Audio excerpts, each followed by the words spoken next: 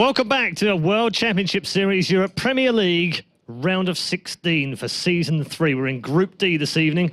If you missed our first game, well, you probably blinked because it was pretty quick.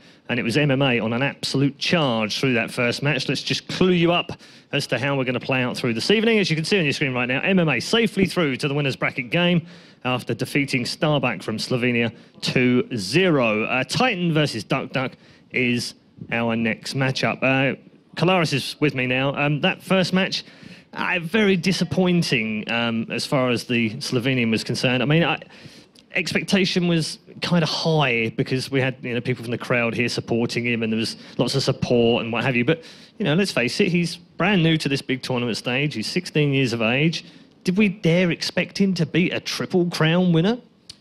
It was always going to be difficult, and MMA coming in and kind of just stopping his opponent in his tracks before he could get to full momentum of his, what he wanted to do was kind of tough for him. So accounting for, I guess, what would have been a mid-game focus there for StarCraft, but not really fully cluing himself up in the early game, tough. Yeah, hopefully we'll learn from that. He did in the round of 32 and came back and won, of course. So still possible for him. We're going to move on to our second game now. This is a very interesting game. Let's show you the head-to-head between these two. TitaN from Russia, one of two Russians in the round of 16. Of course, Happy was the other one knocked out on day one. And duckdeok, one of 6 Koreans in this season's round of 16, and also the defending European champion. Didn't have a great time against the other Russian in the round of 32. Lost both maps against him very straightforwardly, and then had to beat TLO twice to make it through to the round of 16. So we know how good duckdeok is from last season. I think last season was weird. It was almost like he played PvP all the time, and that suits him. That's fine. But now it's a little bit different. He's got to play through this group. He's got a PvP against TitaN now, which will suit him down to the ground.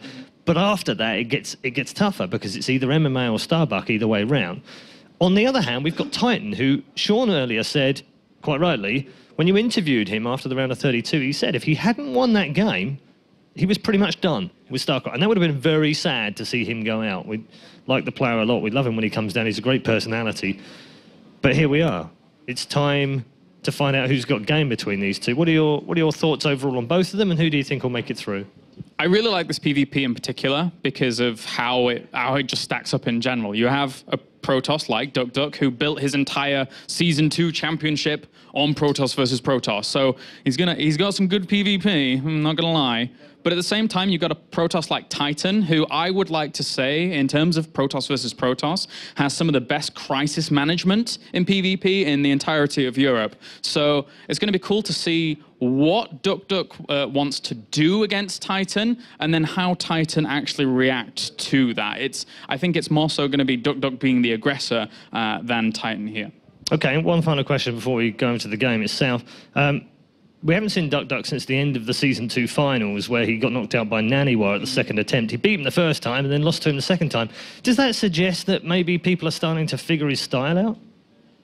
I certainly could do. I mean, those series against Naniwa in the Season 2 finals, obviously there was a lot of adaptation from Naniwa, and I think Naniwa just felt as if he just got kind of caught out in the first series. If I recall correctly, I think there was one Nexus first in one of those games. But there was one, in the first series. But aside from that, yeah, I just think that Naniwa felt he got caught out, and then Naniwa is pretty good in PvP himself as well. But again, TitaN will give duckdeok a run for his money here. I'm pretty certain. Good stuff. Thanks, Kalaris. Time for game number 2 then in Group D. Who's going to go through to play MMA? Is it the European champion from Season 2 or another Russian nemesis potentially in TitaN? It's time to go over to our commentary team for this one. Is Apollo and Grubby. Well, thank you very much, Red Eye and Kalaris, and here we are doing the commentary once again. And you're next to me this time. Another PvP for us, Sean. We've cast a lot of PvP over these last few days. I'm starting to become a smarter individual just sitting next to you, hearing your thoughts. You become a big fan of PvP? I've become a big fan because I'm starting to understand all the small little details about it, because you're just doing an excellent job, Grubby. Oh. And hopefully you can continue to do so here. I'm just saying what's happening. The players are developing the strategies, and I'm sure a lot You're of the these translator. Two, I'm the translator. Protoss to Earth language, to English. And these guys, they'll bring a lot of new lessons to be learned for us. Let's hope so, because they do play their own style, and that's something that is going to be really good to see. Of course, duckdeok was very well known for his 3-gate play in Season 2 and lots of Stargates as well. And TitaN, you know TitaN just as much as the next Protoss player. He just does... he just plays the TitaN way. Yeah, he does let's describe it like that.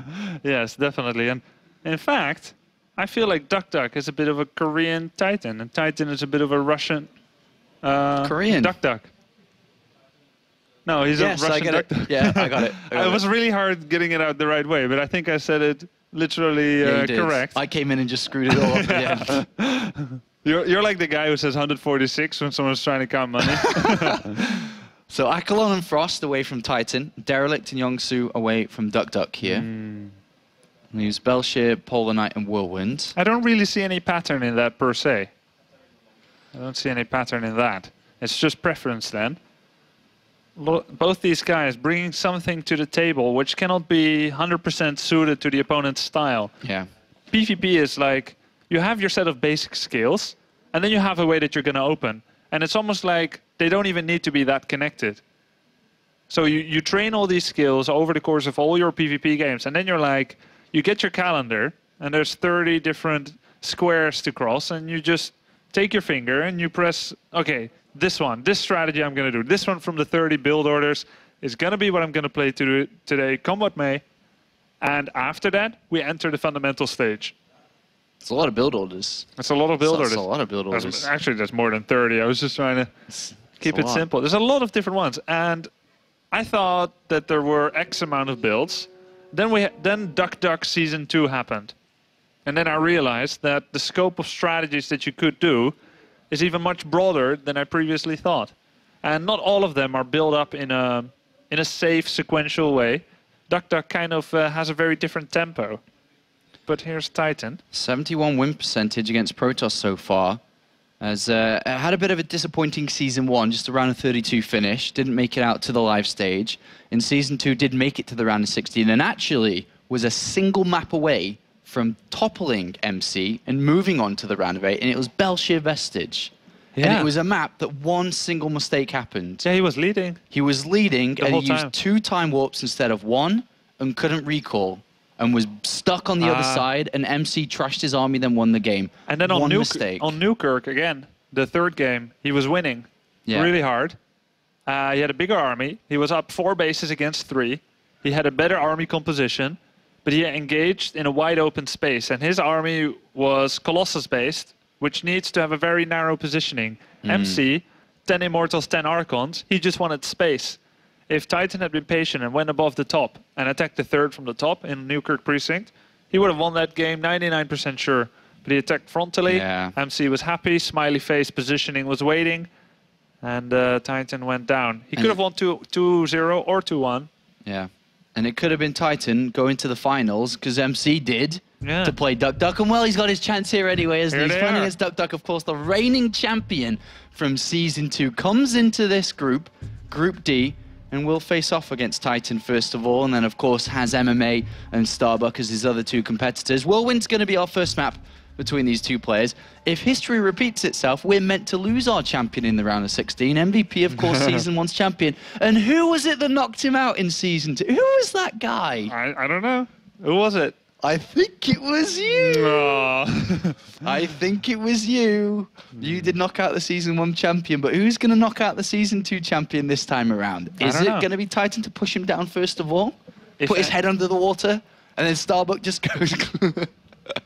If anyone does put him down. Because that's right. We don't know to what extent duckdeok refreshed himself. It's very hard to get to the top in StarCraft 2, and it's very hard to be a tournament champion. But it's even harder, possibly, to stay there once you're there. Because everyone is looking at you. Everyone is looking at you and trying to see how they're going to disassemble you. And your strategies are the hip shit for a while. They're popular, they're trendy, and everyone will be looking to emulate them, and therefore everyone's getting a lot of practice against them. Yeah, you bring up such a good point, especially because duckdeok played so much Protoss versus Protoss over the last couple of weeks in WCS, in the Season 2 Europe Premier League, at the Season 2 finals. And another player that's a great example would be the one that everyone looks to when it comes to TitaN, which is Innovation, who's been studied very hard recently and is also having a couple of problems himself. But is duckdeok now going to come into Season 3 in this group? Is he going to play the same style? Has he changed it up? Because we haven't seen that much of him. Yeah. Apart from his games and Season 2 finals, I mean, that was a month ago. And then the games that he played in the round of 32 were online, so we didn't get to really see his true colors. But here he is today, once again, in the studios where it all happened for him, where he broke down at the end, he had his tears and enjoyed his moment in the spotlight. But he is now in the round of 16 facing a dangerous player, and I mean, everybody in StarCraft 2 as a player is very motivated and is very hardworking. TitaN is up there. He wants it badly. He's a player that really, really wants to do well. He had a really bitter, sour taste in his mouth left after Season 2, but he's back in Season 3. And how's his hard work and preparation led up to a match against duckdeok? We will see very shortly. The game is underway. Players are facing off in this epic, futuristic chess match. duckdeok versus TitaN. That's right, and we are now loaded into Whirlwind up here in the top right-hand side as the red Protoss, excuse me, as playing for Ro16, it is TitaN.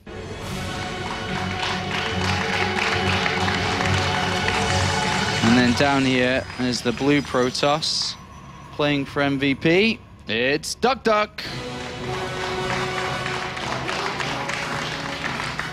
Will the crowd be quacking this season? It's really cool to see. It's really cool to see duckdeok breaking out in emotions there the last season. Also because the timing of his emotional breakdown was very perfect.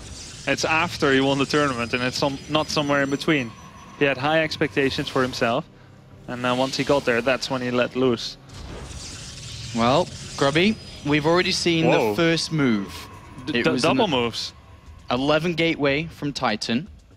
Against the 12 gateway from duckdeok.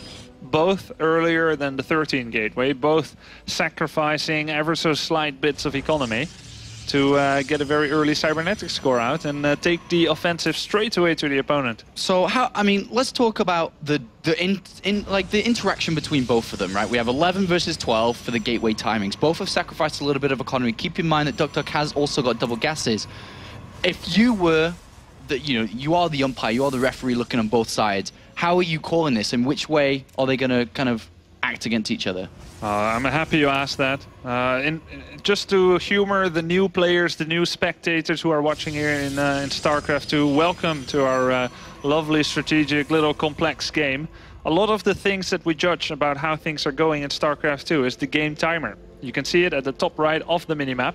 Right now it's 3 minutes and 7 seconds, and this timer is consistent. So you can always measure your game progress by that game timer.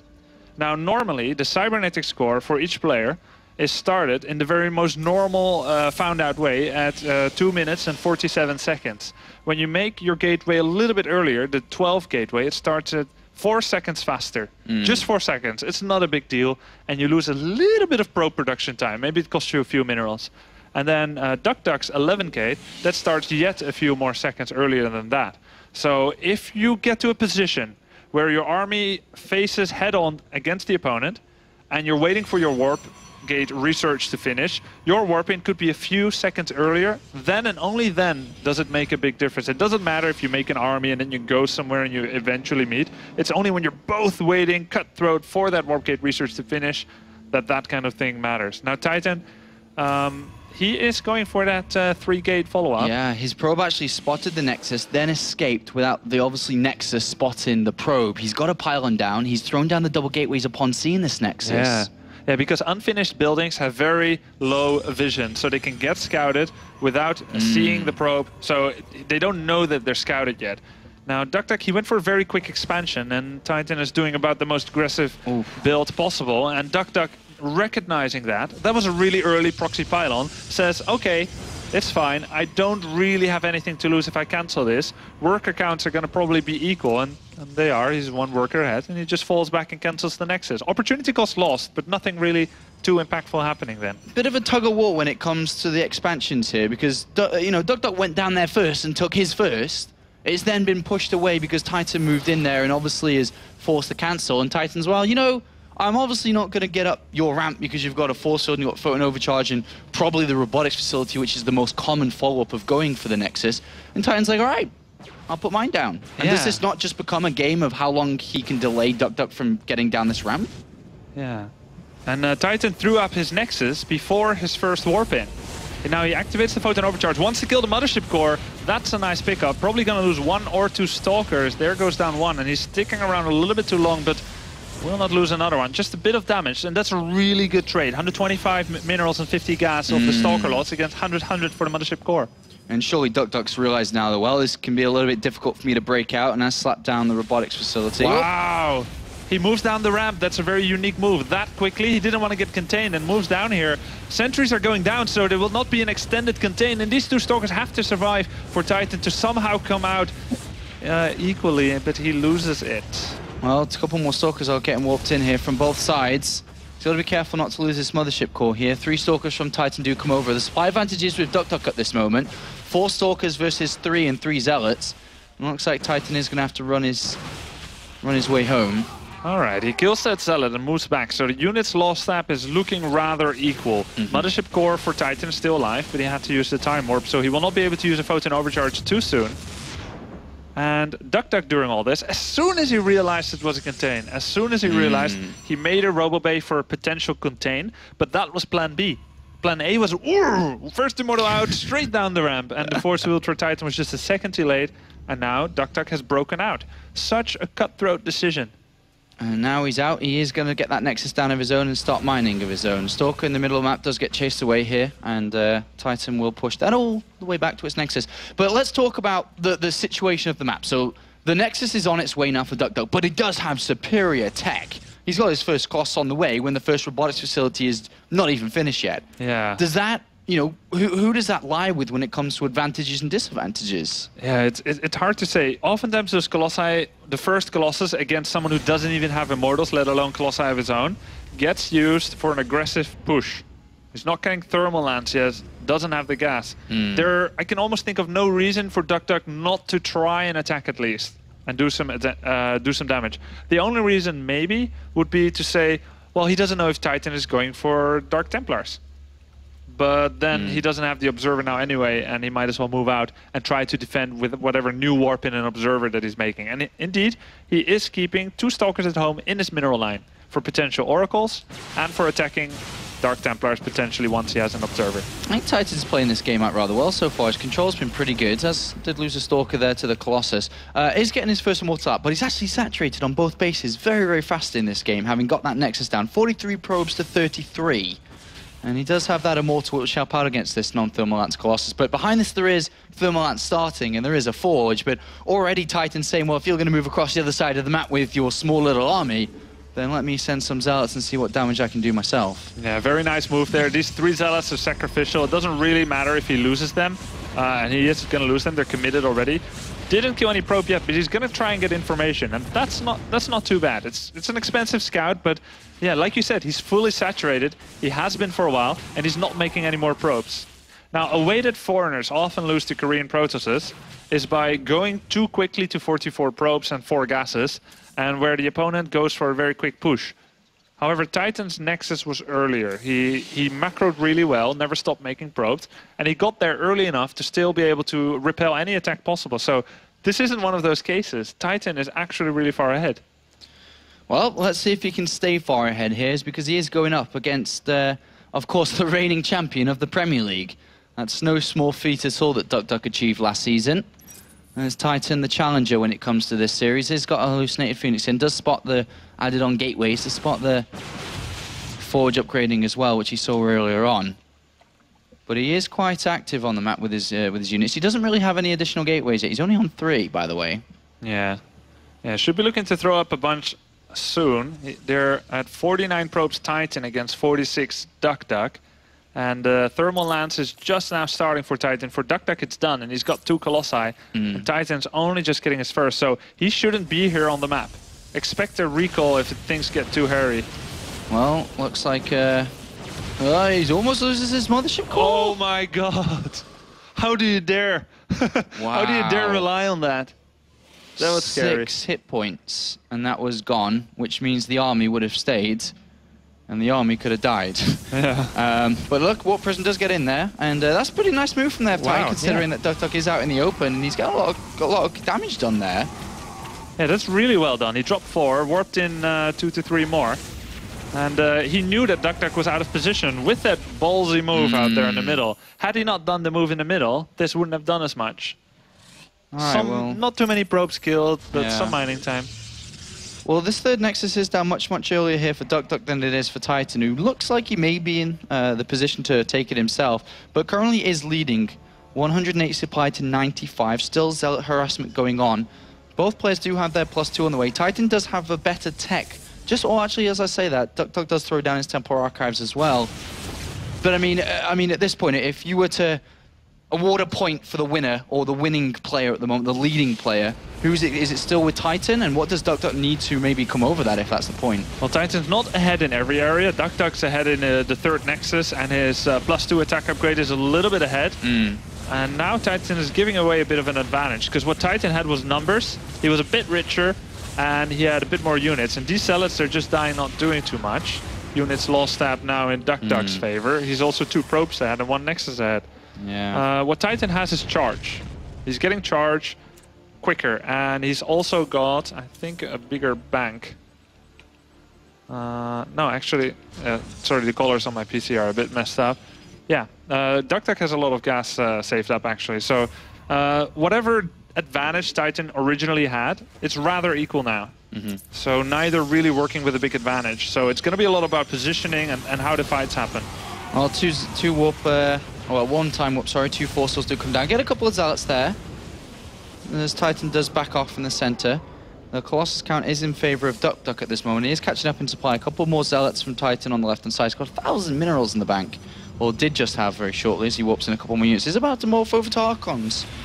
That's something we don't see yet from duckdeok, because you said he does have the gas available. Oh. I think that was the mothership core that just died off. I don't feel like TitaN can be doing this here. He's down a Colossus and he's across the map, which means he's down 2 Colossus usually. Well, he has bought some time to get these Zealots in while that attack was going on, I suppose.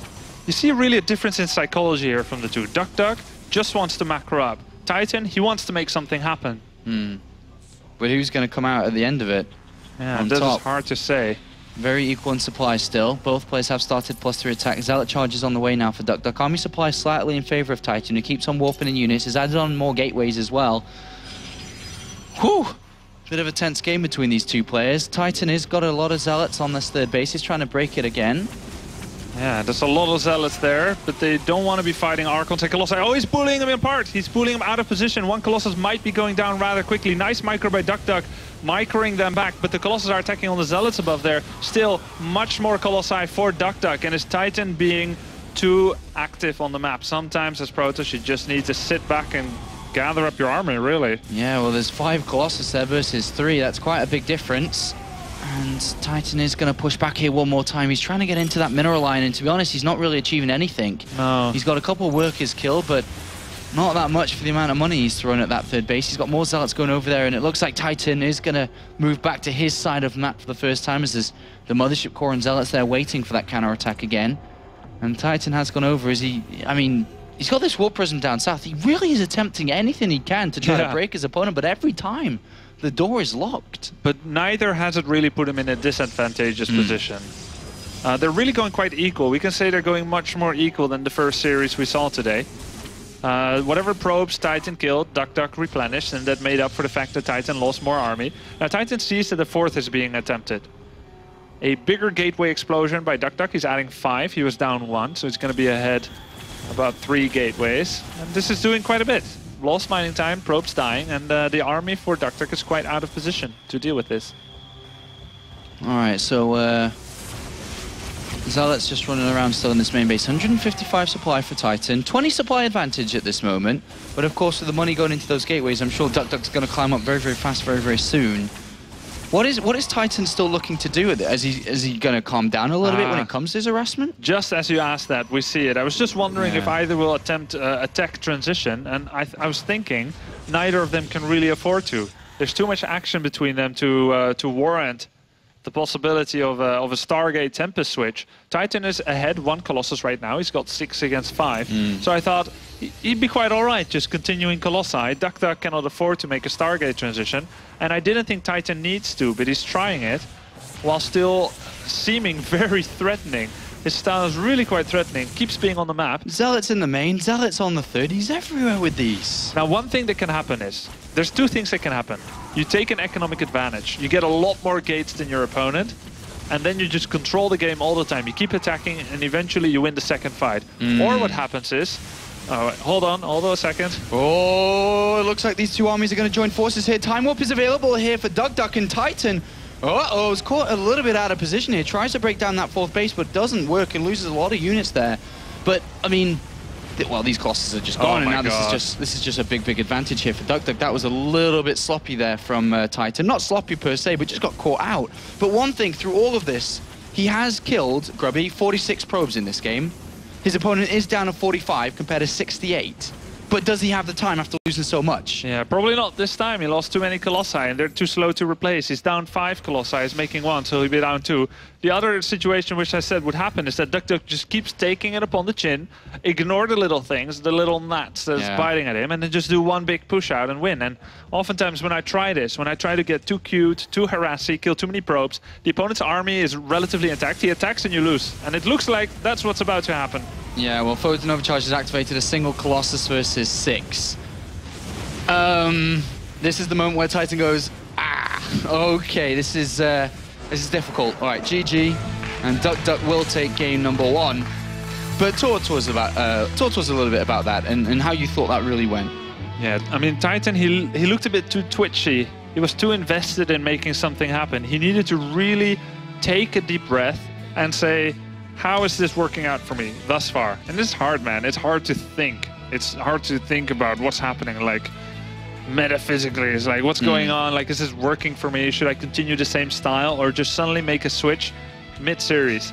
Had they paused, let's say there was a bit of lag, and they paused, and he gets to think things over, maybe he gets the time to say, okay, this isn't working out well. But in the heat of things, he just stuck too much with that. He didn't need to be there at the 4th with his whole army and minus Mothership Core. Well, what's going on there? Like, he could expect the army to be there and lose all that. I mean, just going over it in my head one more time, it really felt that TitaN was like, all right, one more move here. All right, if I go up to this 4th base, maybe if he's out of position and I get this Nexus, oh, by golly, I'm in good shape. But would he be that much ahead if he killed the Nexus? It would still be 3 against 3. If we look at it in terms of investment, risk, and reward, the risk was extremely high. But the reward wasn't that. Yeah. The reward was, let's say, decent, 5% advantage. The risk would be like 80% disadvantage. So why'd make that move in the first place? Then I do it all the time. Right? It's very exciting. Gambler syndrome, maybe. All right, so our next map, as you just saw, Belshir Vestige. Do you expect TitaN maybe to come in with the same style, same aggression, same kind of movement with his army all the time? I almost feel like he's going to be even more aggressive. Oh, wow. Like, he did aggressive last game, and then he switched and went for an expand. I almost feel like he's just going to go for like a 4-gate blink. I don't know. Like, I'm not sure. I could be wrong. But your star sense is there. I don't know. It's like a hunch. I feel like it's maybe not a good hunch, but let's see. All right, we'll see, guys. As we are now loaded into map number 2. And down here is the red Protoss playing for Rockkiss. It is, of course, TitaN.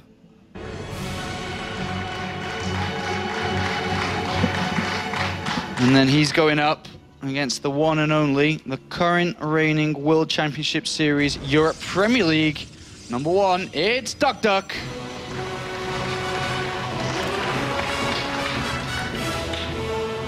Yeah, Belshir Vestige can do almost any style on this map.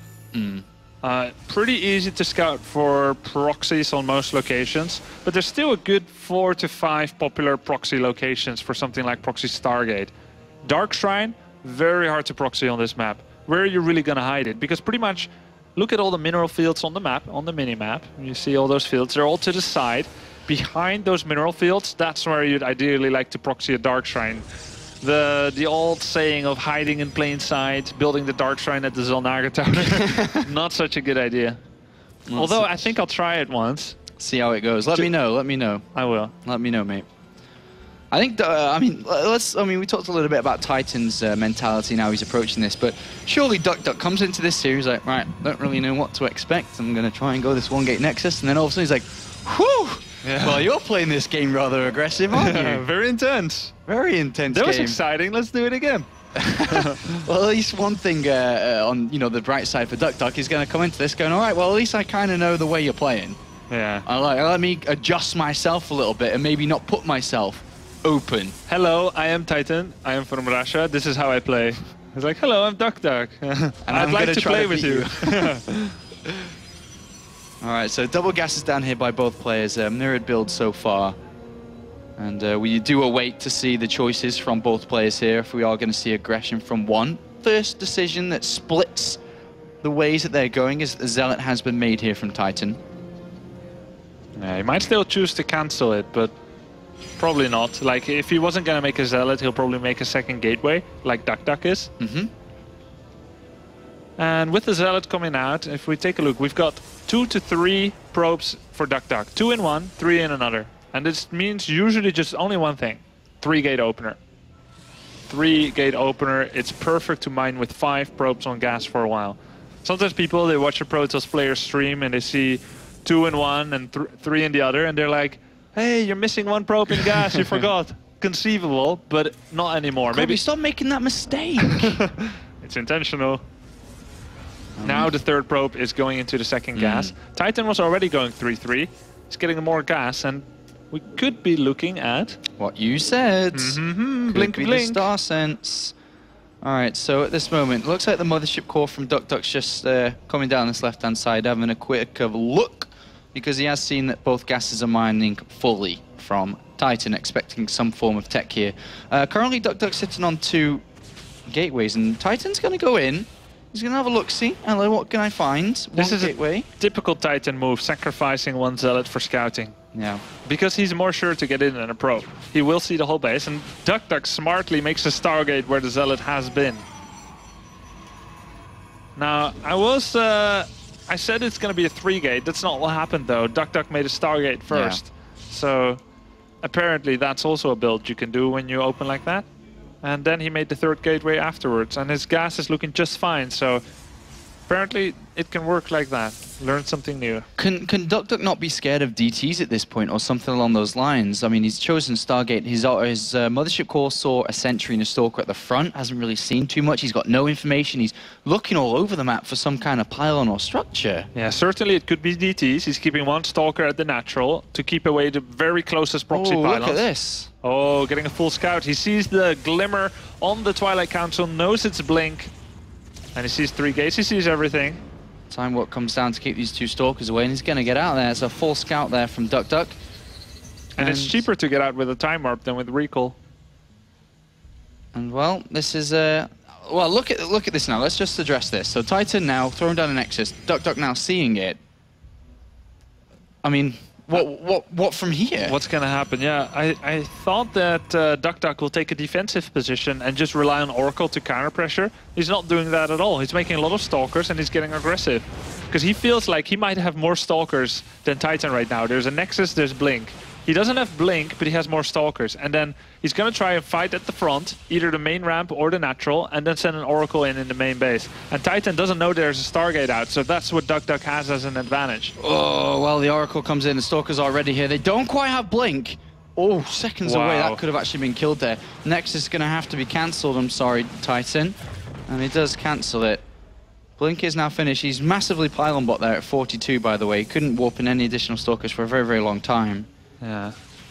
But now TitaN can only use 5 stalkers because he needs to keep some stalkers at home. Can he not use the mothership core? Yeah, that's true. And he's gonna actually do that. Now he's killing a lot of stalkers. Oh, photon overcharge a little bit late, and then Oracle can still kill a bunch of probes and get out of it there. But he kills all the stalkers. He's killed everything. And from this position, it's now duckdeok expanded. Does not this, give the momentum drive over to TitaN? He's like, hey, I just killed a bunch of stalkers. My Mothership Core's done all right to push your Oracle away for now. Get over there. Yep. And TitaN does go expand now too, but he doesn't have a proxy pylon on the map. So it's just going to be these 6 Stalkers against a Sentry, a Stalker, an Immortal, and whatever else duckdeok warps in right now. So duckdeok isn't going to die, but he might lose his Nexus. Maybe. Well, the Oracle's going down and does see the Nexus building of TitaN, and will probably go into the main to see if he can get some probes, since the Mothership Core's already used its Photon Overcharge and does not have enough energy. And these Stalkers are fighting. Blink back there. Void Ray has been made as well. And here comes the Oracle. No defenses for TitaN. 2 Stalkers out of position, moving in now, but a bunch of probes will die. He shift-clicked all the probes, and the Nexus is cancelled. Great job there by TitaN. All right, so currently it's 24 probes to 30, but there is a Nexus almost completed here. Well, not really, but halfway, sorry. And the army composition from duckdeok getting ready to deal with these Stalkers, but that Void Ray, a little bit exposed, does get picked off. And a pretty nice blink micro by TitaN. He did lose a Stalker, but he killed a Void Ray. So I'm not quite sure where duckdeok goes from this point. Once he has 2 Immortals, he will kind of stabilize, but his Nexus hasn't started yet. And he doesn't have any special techs. No Forge, no Twilight, no DT, no Blink, no Charge. Yeah. So he's just got this immobile army, basically. And I feel like TitaN has the upper hand if he doesn't give away advantage bit by bit like he did last game. All right, well, let's hope for him he doesn't. The Mothership Core will have a time warp very, very shortly. Does have 100 energies, we do see. And you may decide to put that down here to try and catch these Immortals, but they do run back to the main base. 3rd Immortal on the way here for duckdeok, looking to stabilize. A couple of force fields come in here from TitaN, and he's going to catch a couple of Zealots. So nice 2 Zealot trap there if he picks them off. Picks one, and then the other. Wow, very nice time warp. Taking down 3 Zealots already. There goes an Immortal. He might get the 2nd Immortal as well. Just goes and blinks on top of that. And takes down the rest of the Stalkers as well. It looks like TitaN has more army than what duckdeok can deal with. An Oracle is here, though, and does help out for now. So duckdeok down in supply and is bleeding. Obviously, losing 2 Immortals is not very good, but there's more and more units coming from TitaN. He's streamed up a bunch of Stalkers, and that's a lot of Stalkers now. He's going to want to just kill off this Immortal and try to win the game right here. Yeah, it does look like you're right in that, Apollo. He's going to win shortly. GG. TitaN equalize the series against the former #1 here in the Premier League, duckdeok. And we are going to game number 3. What do you think about that game? The early game decision by duckdeok to put on mass Stalker pressure and relying on his Oracle to try and keep enough Stalkers in the main. I wasn't the biggest of fan. You think he should move back, make a Robo, keep his Oracle as a threat and just try to survive initially? Yeah. Yeah, that's what I thought too. But maybe he was worried. But what, it was a pretty early Nexus. Yeah. He could fall behind economically. He didn't want that to happen, did he, apparently? It's a slight bit of a build order crossover. A slight bit of a disadvantaged build order for duckdeok. But still, there's a lot of directions you can go. And the way that he went, you could predict that maybe he'll lose all the Stalkers. But I thought he just knows better than me. He just knows better than us. He's going to cancel the Nexus and get out of there. But he lost all of the Stalkers. Did lose a lot there. Killed some probes. But did kill a couple of probes, but was pushed away by the Mothership Core. But it's now come down to the final map. Polar Night is going to be the final destination between these 2 players to see who gets the opportunity to go against MMA for that first position in the group. duckdeok has now lost the game here, and TitaN, looking as fierce as ever, not just rolling over, is given a fight over to the Korean, the reigning champion, and we now are ready for this next map. Don't really know which way this is going to go. I actually have no idea personally which way this is going to go, and that's what we're here to find out and hopefully describe to you on the way of how it ends the way it will end, because we will have a winner and loser by the end of this next map for this series. As we are now loaded down here at the south side of Polar Night. Playing for Ro16, representing Russia, it's TitaN.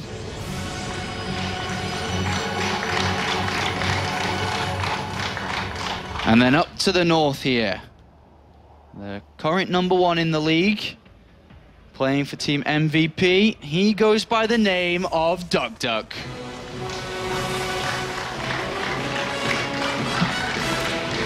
All right, first of all, Grubby, are there any typical strategies or styles that we often see on Polar Night here in the PvP? Something that happens, rather often? I think this is quite an expansion-based map. Taking a quick natural. Wow. Okay, TitaN 12k, but I think that's just kind of a habit for him, so nothing too special there. I think expanding is good here, but proxying is also really good. There are too many places to hide a proxy Stargate for the opponent to scout it definitely on time. But then blink, also pretty good.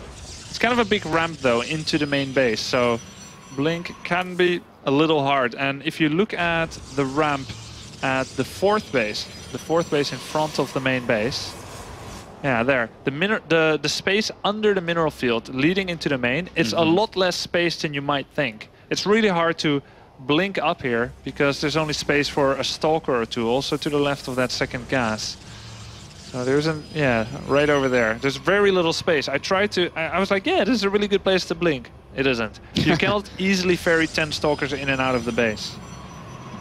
Well, double gases down here by duckdeok, likewise from TitaN. Just a little bit later for TitaN, earlier here for duckdeok, as he does send out a scouting probe here. Nothing of the likes from TitaN, who in the previous game did use that Zealot, if you remember, and he does have that building and waypointed over again, and maybe looking to use that.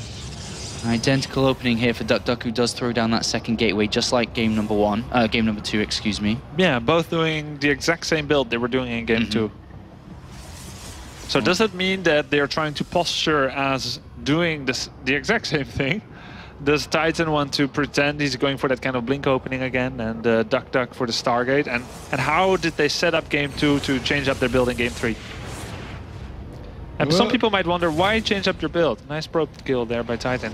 Why change up your build at all if it works? Yeah. But in PvP, you can hard counter the opponent. If I tell my opponent, I'm going to play like so, and I'm going to beat you with skill, he's going to be like, ha, ha, ha, ha, ha. I'm going to beat you with a build order counter. So that's a little risky. That's why often people do change up their build. Now, TitaN, is this blink again? That's kind of what it looks like. Or is it going to be Dark Templars this time? Well, that's what we're going to find out in roughly 30 seconds' time as the Twilight Council nears its completion. But duckdeok does have 2 gateways pumping out stalkers at the moment. No chronobursts in them. A couple of extra gateways coming down here for TitaN as well. It is looking more and more so like blink. And his mothership core has got into the main base here. He's going to get a probe and time warp onto the economy here. Interesting. You don't always see that, a quick time warp on the probes. He's killed some probes already. Let's see, he's killed 2 probes. Might not get out here though. Very painful loss. I mean, why is this so painful for him to lose the mothership core here? It costs 100 gas, and early game Protoss builds are very, very precise, especially in terms of gas. Now, TitaN indeed is posturing like he's doing the same, but he's going for a Dark Shrine. That's his plan here. And that's not going to match up too well against an expansion and a robo. Well, where's that final piece, Grubby? It's thrown down there. Okay, so when it comes to the build orders, it's just duckdeok has a better one. Yeah. Yeah, normally you should not take that much damage at all or lose the game against DTs when you're going for expansion plus robo. And the early game also went to duckdeok because he killed a mothership core and he just lost 2 probes. All right, well, TitaN now has seen the expansion, I think, there as his probe goes to build a pylon right behind the Nexus. So let's just, you know, walk into the future a little bit here and say that DTs don't do anything because they have even been spotted now. They just got spotted. So they actually shouldn't do anything. Yeah. So what does TitaN need to do to equalize and get back? He's building 2 pylons inside the main base. Minute. If he... can he get the second pylon up here? No, I don't think so. That one got cancelled. This one... Yeah. Okay, so I mean, does he even warp in a DT? Does he I don't think he should warp in more than 1. Well, he's warped in 2. It's risky. It's risky. The Observer's coming. There's 2 force fields. duckdeok sees that Observer is out. He can trap both of these DTs in if they take the bottom route under the Nexus, which is the standard path to take. All right, well, where are they going to go here? 1 force field there. And the other force field traps the one at the north. He's going to try to pin this. Well, he doesn't get that one, but he's going to get this one. Oh. Well, that's a lot less bad for TitaN than it seems. Like, he only loses 1, and it killed a probe. Yeah. Still painful investment. What do you think? Yeah, absolutely. I mean, definitely. It's not the best thing to do with his money. Now comes phase 2. I wouldn't let him look after my money. No, that was not a good investment. What does he need to do? Because he is playing from behind. He's not had the best setup with his build. What does he need to do to get back in? We saw this from Wellmood. Stage 2, where you start dropping DTs. How good is TitaN at this? Pretty good, I think. But duckdeok is good at defense. He's got his 2 stalkers and Observer there. He needs to pick up DT. Cannot afford to lose this. And will not. So stage 2 also got countered by duckdeok. So then on duckdeok's side of things, you just say, well, good job, buddy. You're doing well. Keep at it. There's nothing really that you'd say needs to do. It's just keep doing the same, keep defending, keep improving your economy, keep improving your tech. I couldn't have said it any better. Some people, they feel like they need to do something. Like, you did DTs and you failed. Now I'm going to go all in you because I can. It's like, no, you can't, because you need to keep a higher proportion of your army at home against single DT. So whatever army advantage you have, you need 2 stalkers in each base with an observer or cannon. So you can't do an all-in. Exactly what you said. Just keep it cool. Keep it cool. Defend, macro. Is there any gambles that TitaN can play with here to maybe get back in? It's really without hard. doing damage. No gambles. Really hard to say that there's any gambles which really provide a big advantage. One is double Stargate. We saw Squirtle do this. He opened up with DTs. Oh, he's going to lose that DT. He opened up with DTs against someone on Akelon Waste in WCS Korea. Yeah, I know. I remember. Can't remember who it's against though. He opened DT. Sun. It was against Sun. Yeah. It didn't do much or anything. And then Sun said, I'm going to go all in. Went with the Colossus, went all in, 5 gate. 2 DT counterattack, killed the opponent's Nexus, and then he had double Stargate Void Race to defend at home. It was a hair-thin defense. But that's the risk that Squirtle took. Double Stargate Void Race. But TitaN is just playing normal. Yeah, and duckdeok sees that too. The Hallucinating Phoenix sees everything, actually. Goes in, spots it all, knows what's going on. He's continuing to chrono boost out his Colossus here. And has thrown down a 3rd Nexus at the same time here. That will really ramp the pressure up if TitaN was to see that, because now he's like, all right, well, do I take my 3rd base with minimal units? Do I risk being attacked? And if he sees it late, then he's like, God, he's got a 3rd Nexus up and running already. Yeah, very strong power play there by duckdeok. I really like that. He can afford to, because there's no way TitaN can all in him.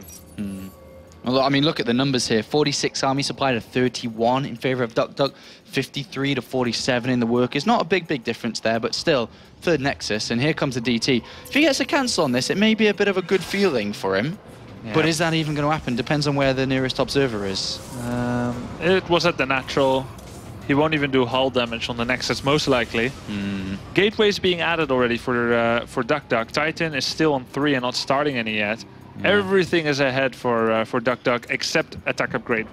Well, it looks like the warp prism inside the main base. Maybe some way that TitaN can get back into this. He's warped in a stalker. I mean, warped in is out, but there are 2 stalkers there. 3rd one being warped in. Oh, very nice save there. Neither of the probes died. Yeah, and TitaN is going to try and expand behind this. So that warp prism is probably the most important unit in the game for TitaN at this moment. Because if he doesn't, then he doesn't really have anything to upset the pace of the game. That's the only thing that he has. Yeah, very true. duckdeok in a solid lead here, starting to populate his 3rd. I think if duckdeok wants to attack, he should make some cannons in every base. But right now he's doing just magnificently, just with mobile defenses. He's up to 57 probes and continues to make some more, getting his gases at his 3rd now so that he can make even more Archons.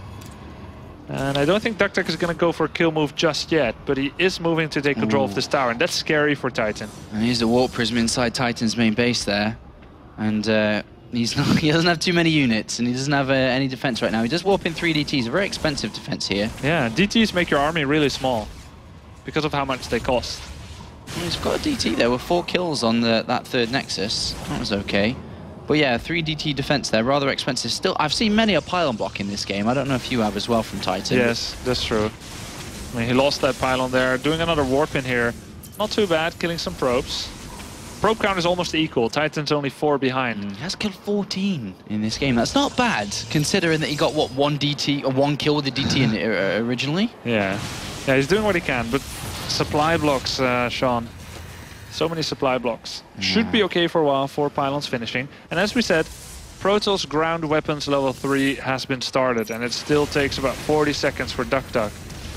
But half-finished upgrades don't do anything to add to your army, so if duckdeok attacks between now and 2 minutes from now, it's not going to make a difference yet, the upgrade.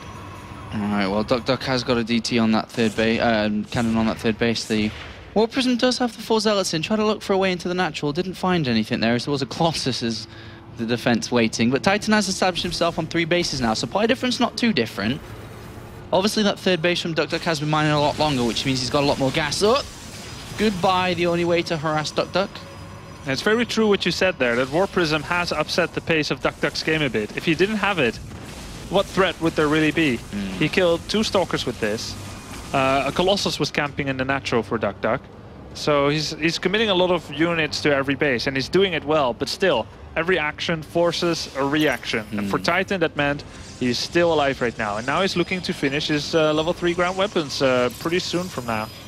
And there's a pro building a pile on there. The army supply heavily favoring duckdeok here. That's a scary thing when the army comes to head. Yeah, and as duckdeok is getting closer and closer to being 1 or 2 warpins away from max, he's added 6 gateways. And the incredibly important mothership core for combat potential just died like that. It was at the Zelnaga Tower all by itself. And it said to the Protoss army from TitaN, I thought you said we'll go together. Why did you lie? We're on the same team, guys. Todd did that to me once. Did he? Yeah. So. All right, well, here comes duckdeok's army. 180 supply. 1-1 at the moment between these 2 players. 116, TitaN 81. A little bit behind here. He'd have to have a miracle engagement, and usually that comes with the mothership core, which unfortunately doesn't have anything. It doesn't have any energy. It's completely useless with its little pew-pew lasers. It's not really going to do anything here against these big guns. And I'm a wee bit afraid that TitaN overprobed. He's at 74 probes, which would be ambitious on 3 base. And at 18 minutes, when the main is about to run out, yeah, you might as well let all those probes die. Just let them die. Uh-oh, big move coming in by duckdeok. Warp into the main base. Army on the 3rd. Pull TitaN out of position. Oh, no, TitaN is just... Well, he's got back there in time, but still, he just doesn't quite have the army here to go up against duckdeok, and he knows it. The mothership core useless here for TitaN, and the engagement will happen. And there is no retreat anymore, TitaN. There is no running, and every unit will be slaughtered here. Time warp comes down there, double time warps come in, zealots to the main, zealots to the natural, and duckdeok says, you know what? I've had enough playing around in this game now. Let me just finish it, and please let me go into the winner's match. And TitaN's Colossus with no support run away. The reinforcements melt before they can even do anything. And unfortunately, from the get-go of this game, TitaN's played at a deficit and has ended in that position as well. And duckdeok will move on to the winner's match to go up against MMA. Completely agree with TitaN there. GG, well played. That was well played. duckdeok showed an excellent mastery of the Protoss race in this Protoss mirror matchup. He got an advantage and never let it go. He was like a dog with a bone. Yeah. Would not let it go. It's a good way to describe it. As duckdeok moves on. 1 more level here in the round of 16. Really admire his play. Looking sharp today. Yeah. Looking sharp. But now that means TitaN will lose and obviously go down to play up against Starbuck in the loser match. Now TitaN wasn't outclassed the way that Starbuck was. Not really. He was almost on the same level, and partly we can say maybe he was on the same level, save for 1 or 2 mistakes. 1 or 2 mistakes more than what duckdeok did. And also he was fighting from a deficit the entire 3rd game. Yeah, well, unfortunately for the TitaN, didn't quite make it through duckdeok, but he has another second chance, so we'll see if he can do it there. But it's now time to hear from our winner with Red Eye. Thank you, Sean. Yes, with duckdeok, congratulations, well played. It's been a little while since we've seen you. The last time we saw you standing here, you just become the WCS European champion. Welcome back to the round of 16, firstly. A 3-map game against TitaN obviously pushed you all the way. Let's talk a little bit about each of the maps first. First map, straightforward win for you, but where did it go wrong for you in map 2? 첫 번째 경기는 쉽게 이긴 것 같았었는데 두 번째 경기에서 어디에서 이제 좀 지게 됐는지. 그냥 질럿 난입을 허용해서 불리하게 시작한 것 같아요. I think I lost this game because because TitaN had those run-bys with the zealots, so I kind of was in disadvantage after that. Okay, and then the 3rd map, you got a good break at the start, killing off that mothership core, and then Grubby said you played the perfect PvP game, and it was patience. It seemed like you were waiting for the right time. You were just fending off all of the attacks, the harassment, and waiting for the perfect time. How much did that take for you just to be very calm and wait for the right time? 세 번째 게임에서는 이제 엄청 침착하게 하는 모습을 보여줬는데 계속 기다리면서 이제 타이밍이 나올 때까지 기다린 모습을 보여줬는데 그걸 이렇게 참고 있었던 게 어떠셨는지. 우선 길게 끌고 갈수록 제가 초반에 유리하게 시작해서 이길 수 있다고 생각했어요. I started the game with a huge advantage because of the mothership core. So I tried to draw the game as long as I could. So to take this advantage in a longer game. Okay, I'm looking forward to the next game. You play MMA next. So how do you feel about playing MMA right now? 다음 상대가 MMA 선수인데 기분이 어떤지? 그냥 타이탄 선수 상대하는 거랑 똑같아요, 기분은.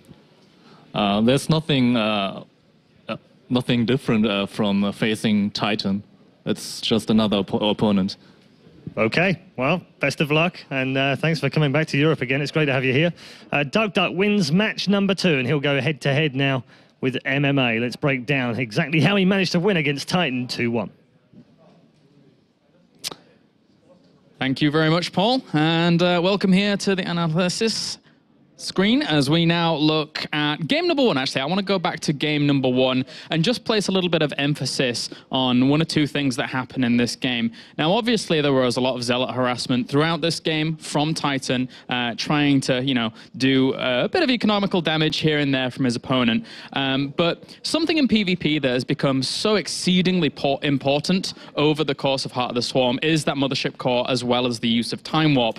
Now, throughout this entire game, this mothership core was very, very weak, and he was desperately trying to keep it alive in each engagement. And as we just roll on here, we can see that this mothership core dies off with around 62 energy.